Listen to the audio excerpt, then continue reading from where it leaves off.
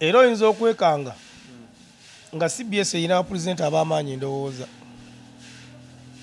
oba owulirize nnyo ziyendala gwo ziŋŋambye kati Dr. Kwefu ne Titi abalongo abo abalala waswa ne kato waswa ne babiri era ojja kusanga mbaziira ttoni nga naye w'amaanyi kati bw'ofubutukayo n'ojja ku Bukedde Famma waliyo Suuna Beeni ovaayo ku Suuna Beeni n'ojja ku Galaxy waliyo yaani ono yasibaddwa yali ayagala Mukajjo Stede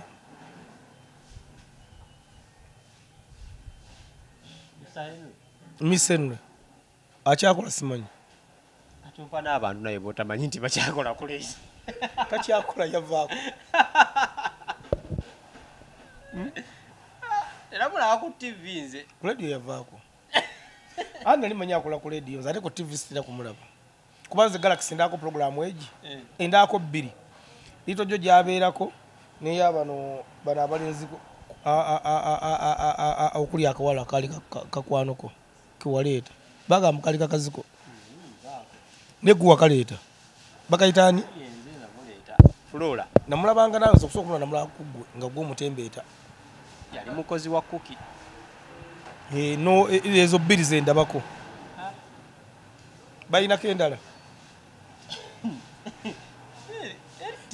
kozi wagabe radio ati tumwagala mazima radio kati ku Galaxy kuliko guy namuulizanga mazendozo mwanga mulanga sikyamula alizo kubanga yavaako ngaakola programu ekiro nga aliawa programu eringa ekwata ku bakazi simanyi bamuita ani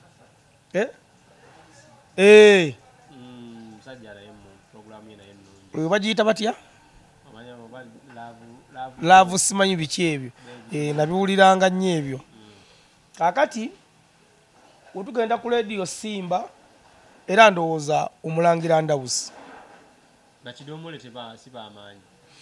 andi kati awo obalaba tosobola kuboogera omala kubagatta kakota omuntu okumutegeera kati waliyo Koni Naluggwa naye ne bali tubateeke mu kakota waliwo ne puroguramu eno gye bakola ku Simba naye ewulikika nnyo eno neyimbira byanga ani agiweereza eyo nayo ewulikika kati wojja ku akaboozi era kuliko nekyo Namwanje ku kaboozi tumenya n'abakadde abaddewo oba Sala Kabenge era kati Namwanje ew'amaanyi kaboozi andi ankolaba puroguramu y'omuntu nti y'amaanyi kwe kubanga olera mu bantu nga bagyogerako era kwe kubanga olaba ola Pasita Bujingo oyo aba n'obuntu obutambula guwa girese gy'otwala aba n'obuntu obutambula ku TikTok okwo kati Namwanje alina obuntu obutambula ku TikTok ng'ali ku lediyo kitegeeza nti gundi ye bagiraba naye mwennyini ye maketinga kati nga olaba nti Dr. Kwefu ne Madamu Titi osanga omuntu nga yalikodinga obuntu bwabwe mu audio ng'abuwuliriza lediyo wetugenda lediyo kyawe endala Jacob takyakola teyavaako abantu bakyawuliza lediyo Jacob yakomawo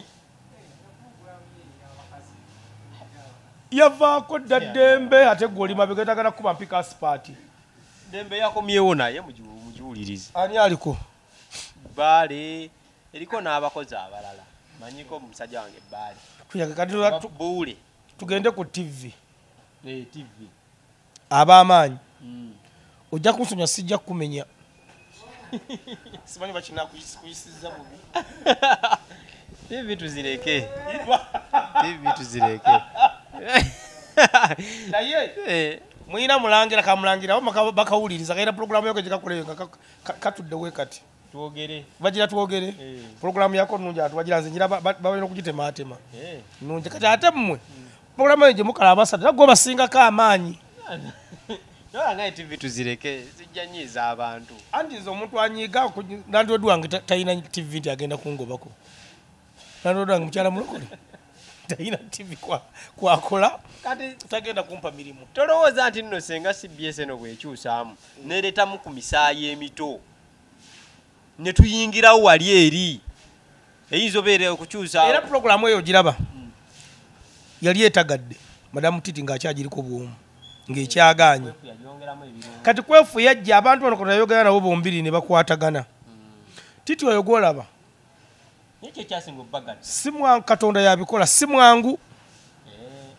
Titi si mwangu gw'omulaba amawulire gaawa. Titi yalinga akola ebbaluwa ku NBS naye ng'agisoma ne ku TV. Kaakati Katonda alina ebintu byakola ebyewuunyisa nti Titi wobaawula ne kwefulukuta obagambye nti mwawukane buli muntu addira kukola ku leediyo ne babaawula te programu eba evudde. Anti omuntu kati okukwatagana Titi kijja kuba kizibu. Bano combination yaabwe yakwatagana nnyo kiringa wala leediyo and Weasel. Leediyo yayimbanga akawoowo wenda Weasel najja n'awalabuka. Bagenda kwekolera eyaabwe. Kakati bano ababiri madamu Titi alina engeri gy'ayogeramu netulunda amatu najja n'aleeta. Kakati ate mwami Dr. Kwefu awulira nnyo engeri gy'alina amatu amanene amawanvu. Kwefu amanyi n'okukuba essimu ng'abuuza actually ndoza mbapresenta Kwefu yakikola. Amanyi okukuba essimu ne baba Masaka eyo ndoza buli muntu alinawo omuntu we. Namuganya n'olugalo lw'empuli awo programu tafunye abantu mawulire nga mafu. Era wowulira ekintu ku Kalasamayanzi nga kibadde mu kituufu amanyi okubuuza kyekiri Makindi kyekiri e Masaka. Nze Kwefu yakwe kulabiranga eggulu amange ntugundi ali ggulu kituufu omulabyeko nti nsindikira ekifaananyi kyoba omulabi. Awa abantu ekintu ekituufu. Kati bano ababiri bano mu programu yaabwe eyo olangimanyi n'erinnya Kalasamayanzi. Anti mikwano gyo olinamu akasaati munda kaliko Kwefu ne Titi. Kyogamba mulangira mukwano gwange owewammwe. Amazima gundi Douglas mukwano gwange tokimanyi nti w'amaanyi. Kyogamba mukwano gwange. MC Kati mukwano gwange. Si w'amaanyi. Ono muwala Anatali Oziso kyogamba mukwano gwange. Tugende mu programu z'olugambo. Waliwo emu. Waliwo endala. Awo tuziveemu bw'oba bw'ote bw'ogambye sebo. Handikayi togimanyi. Copy and paste. Ndowooza tetujja sukkako nnyo olwaleero. Ate lwaki? Ate tosobola kuvoola programu y'abanno nti copy and paste. Tolaba ni kati. Ekola kaani. Eriko Sandra Liyani. Sandra Liyani mutegedde. Kana akachapisa ennyo. Nage programu ezimu nzira nenga simanyi mannya gaazo. Teri akamanya ni kati mu Uganda. Kyoga mu Uganda bonna abantu mbu bamanyi nze. Ate gwani kati gwe tebakumanyi. Kati abantu bangi. Omuntu asobola kujja ku TV n'alako eddakiika 5 na programu ki. Ate supu yeeriwa. Ile supu ya Spark. Kati kumakya mbadde ndaba Bulunokke. Ngali kusanyuka. Ate nga president awuliriza simumanyi. President asanyuka tomumanyi. Mbadde ngimanyiiko Anatalia. Programu ki? Eyo kumakya eyo. Andi kube za mirundi ebiri. Waliwo ya Natalia waliyo ne y'abasajja aba abatula. Era kubaddeko omukazi. Abakyusizza Natalia aleka yagenze mu. Simumanyi era mbadde ngiyiseeko. Nengamba katolaba kusanyuka okuliko programu ekawungeze ekolako Senga Justin Nantume. Ne Kaleera. Ne Mutesa Pro. Ne Nalonga ali depression. Simanyi depression, simanyi ki.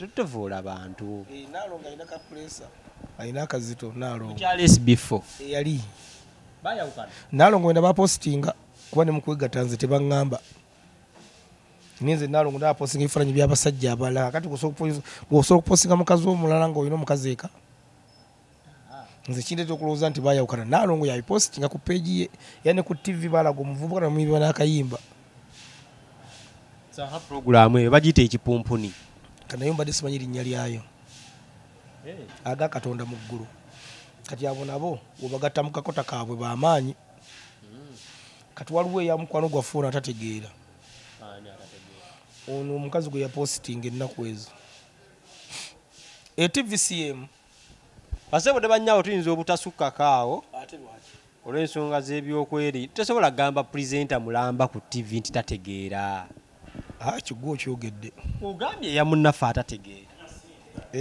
kati waliwo eyamunnaffe kozi ani producer wayo Kafuko si wange tetumuyingira basi si yeye